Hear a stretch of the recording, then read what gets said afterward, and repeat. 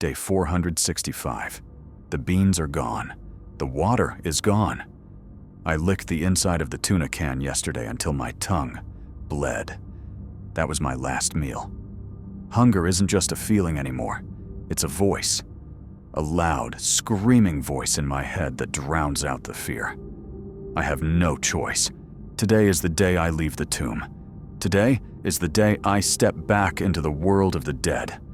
I pack my backpack, empty water bottles, a crowbar, my journal, and diplomacy, my bat. The gun stays in my belt, the noisy option, the last resort. I stand in front of the barricade I built 400 days ago. It takes me an hour to move the wardrobe without making a sound. My muscles scream in protest. I turn the knob. It clicks. The hallway smells different. It smells of damp concrete and something sweet, something rotting. I step out. The silence of the stairwell is heavier than the silence of my room. Down, 5th floor, 4th floor. On the 3rd floor landing, I see the first sign of what happened here. A suitcase burst open, clothes scattered everywhere. A child's teddy bear lying face down in a pool of dried, black stain. I step over it. I don't look at it. Emotions are heavy baggage. I can't carry them right now. Ground floor, the lobby. The glass doors are shattered. Nature has invaded. Vines are crawling across the reception desk. I step onto the broken glass. Crunch. The sound echoes like a gunshot. I freeze. I wait. Nothing moves. I step out into the sunlight. The light blinds me. For a moment, I'm dizzy. The air, it's fresh, but it carries the scent of wild grass and ozone. I open my eyes and I see the city. My God, it's a jungle.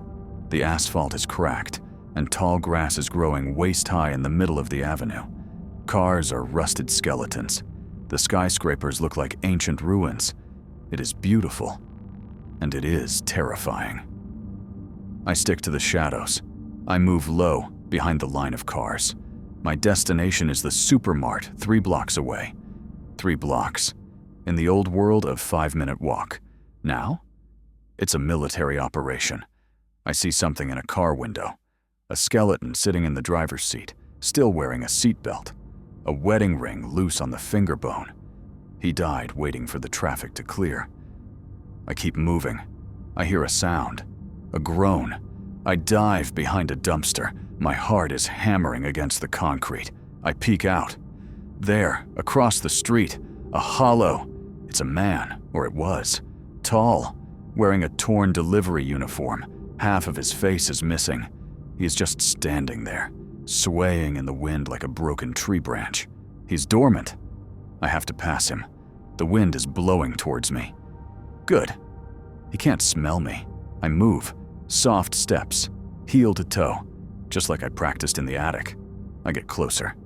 10 meters. 5 meters. He stops swaying. He turns his head. I don't breathe. I become a statue. A plastic bag blows past me in the wind, scraping across the asphalt. The hollow looks at the bag. He loses interest. He goes back to swaying. I exhale. I move past him. The Supermart. The glass doors are smashed. The inside is a black mouth waiting to swallow me. I turn on my flashlight. The beam cuts through the darkness. The smell hits me instantly. Rot. Old food. And something else. Musk. The smell of a nest. I enter. The shelves are stripped bare. Locusts. The people picked this place clean in the first week. I check the canned food aisle. Nothing. Just empty cardboard boxes. I check the water aisle. Empty. Panic starts to rise in my throat. Did I come out here to die? I go to the back. The storage room. Maybe they missed something. The door is locked. I use the crowbar. Creak. The sound is too loud. I force it open. Inside, it's chaos. Pallets overturned. But there, under a fallen shelf, I see a glint of metal. I crawl under the shelf. Jackpot. A single can of peaches and a bottle of water. It rolled under the pallet and got stuck. I grab them. I want to cry. I want to laugh. It feels heavier than gold. I put them in my bag. I turn to leave. And then, I kick it. A glass jar on the floor. I didn't see it. Smash. The sound explodes in the silent store. It sounds like a bomb going off. I freeze. From the darkness of the store, the silence answers. First, a hiss. Then, a shriek. Not one. Dozens. They were sleeping, standing in the dark aisles. And I just rang the dinner bell. Run. The voice in my head screams. I turn and sprint. I don't care about noise anymore. Behind me, the sound of a stampede. Naked feet slapping on tile. Overturned shelves crashing. They are coming. And they are fast. I burst out into the street. The sun is blinding again. I don't stop.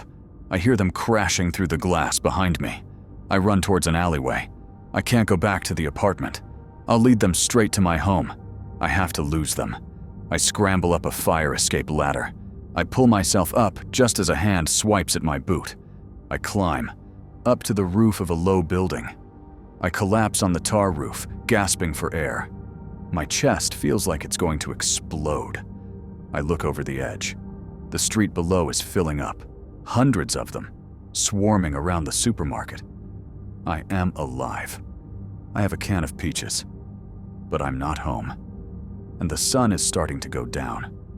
I am trapped on a roof in the middle of the dead city, and night is coming.